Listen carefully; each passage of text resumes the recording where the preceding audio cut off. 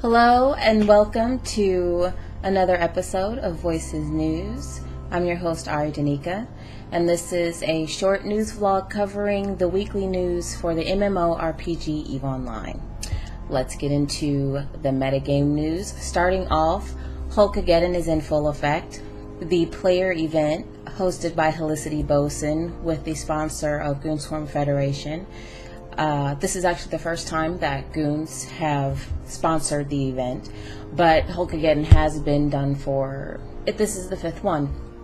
And over 2,000 mining barges have been taken down in high sec and low sec areas for the event, and the first few Goonswarm packages of 100 million ISK per 10 mining barge kills has been paid out as well. So it looks like things are going very successful for the campaign this year, and it actually had a brand new kickoff, which was Burn Jita. And Burn Jita was, as well as being a kickoff for Hulkageddon, it was also a celebration for Goonswarm Federation with the Matani's 30-day ban ending. And so they took their Thrashers, Tornadoes, and quite a few battleships into Jita and proceeded to attempt to destroy everything they possibly could.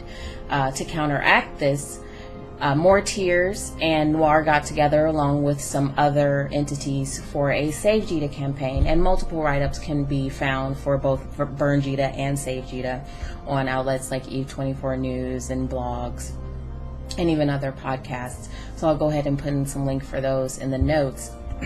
But in the final tallies that I've seen from Goonswarm, destroyed was 518.47 billion ISK, and Goonswarm and company lost 182.21 billion.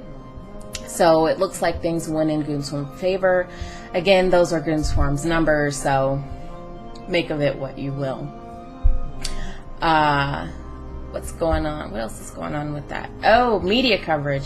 There was a lot of media coverage when it came to Burn Jita. Some just fringe elements from French and Polish news picked up the news story, as well as several video game media outlets such as PC Gamer and Eurogamer.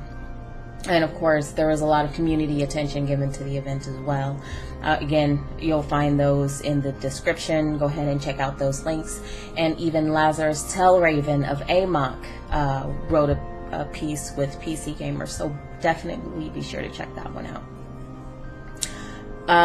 Let's see. Oh, along with this, Griefergeddon, not to be confused with Gankergeddon, which is pretty much a scam, is in full effect as well. Unfortunately, they're doing great with the prize donations, but it seems that not many people are wanting to get out to gank the griefers this time around. Last year, there was a lot more participation of the PvP kind, and unfortunately, they're not finding that same backing this year. So hopefully, you know, those that want to get back at those dirty gankers can go ahead and go out there and show their stuff, and who knows, make Griefergeddon a success. It is a player event. It's ran by Mechanoid Crichton. I didn't look up his corporation. Sorry. Let's see here. But moving into a little bit of the Wild West, there has been a great big standings reset. Black Mark has lost their blue with the CFC, and these residents of Cloud Ring were given the order to kind of clean up their political structure. The alliance wasn't doing so hot, and rather than take the CFC's advice of rebuilding and, you know, getting their shit together and ultimately moving out, they decided to set Goonswarm Federation neutral and committed a few treasonous acts. And so right now they are being purged without any prejudice.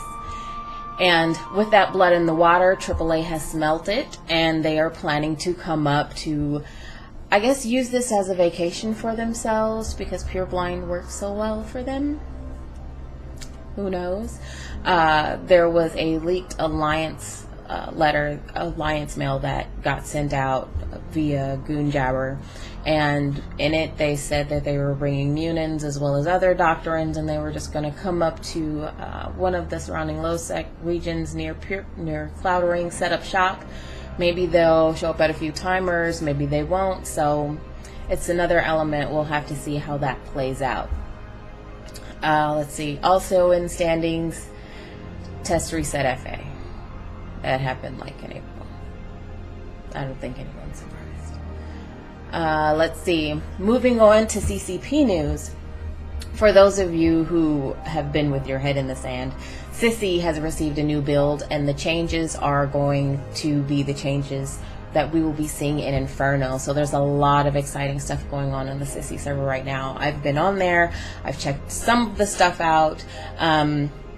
There are, let's see, changes to faction warfare as well as war deck systems. I'm sure we'll be seeing statements from Hans Jagerblitzen and Alexia Card, both of CSN7, about those soon. I hope to have them on the podcast soon. Visually, there are new models for all the stealth bombers. The Nemesis is my favorite.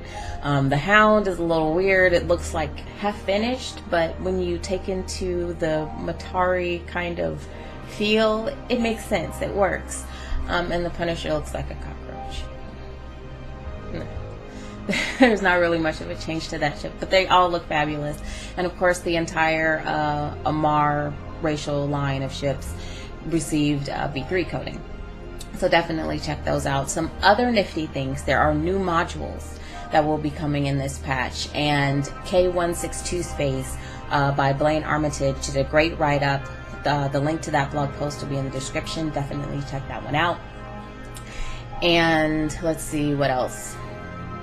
Oh, new inventory system. There is a new inventory system. It's very different. It's very weird. I don't know.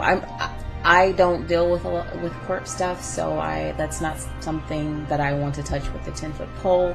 But hopefully it is something, for those of you who have been begging and pleading for better corp management when it comes to hangars, hopefully that will help out a lot. Moving into dev blogs, there is a dev blog about the unified UI by CCP Arrow, so be sure to check that out. Also, 9 Glorious Years of EVE Online, May 6th by CCP Manifest, and in it we will be receiving gifts, and the gifts will be prize packages. There will be several different ones. There's 8 total, and there's like some cruiser packages, there's some implant packages, no remaps. I was kind of bummed, but hey, at least we get something, right?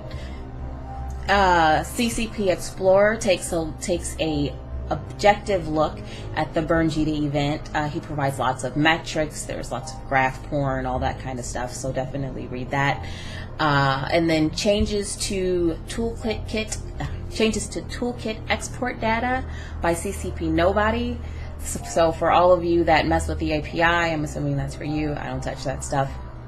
And the most interesting dev blog of the week, Alliance Tournament 10 rules. And in it, they list all the rules that will be going on for Alliance Tournament 10. 2 changes that jumped out at me, and I'm sure if you were around for Alliance Tournament 9, you know exactly why these changes jumped out. The first one